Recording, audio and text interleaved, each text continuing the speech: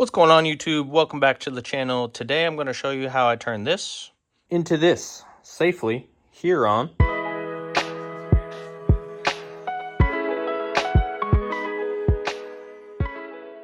So here's a traditional way of how you would normally cut kindling.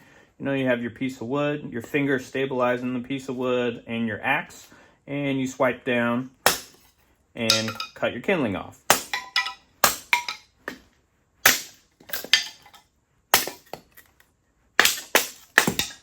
As you get closer, obviously, you see that your fingers get closer to the axe and you have more potential danger to cut your finger off. So now I'm going to show you a safer way. So if you have people with kids or somebody just learning how to cut kindling for the first time, this is a great way to reduce the risk of having somebody chop their finger off.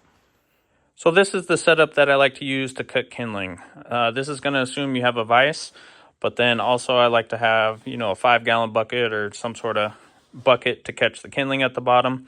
So essentially what we're going to do here is hammer the kindling from the top into the axe, and then it processes down into the bucket here.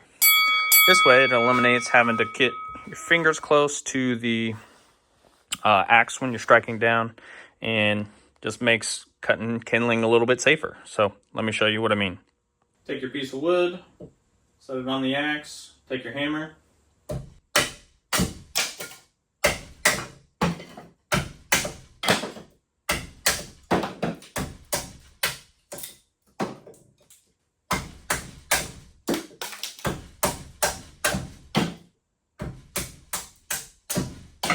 So as you can see, we took the risk away of, chopping your finger off by putting the blade at the bottom so it doesn't move.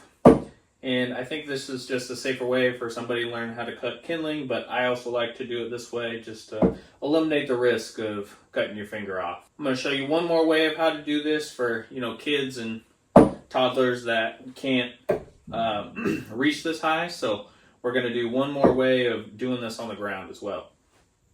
All right, same concept of up on the vise, but now down on the ground.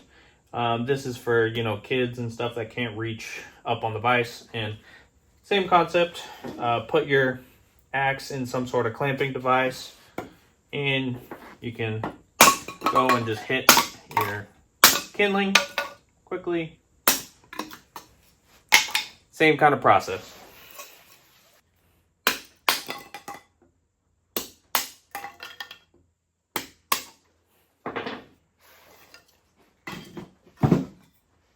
And just like that, in about 20 minutes, I got a nice big box of kindling ready for the winter.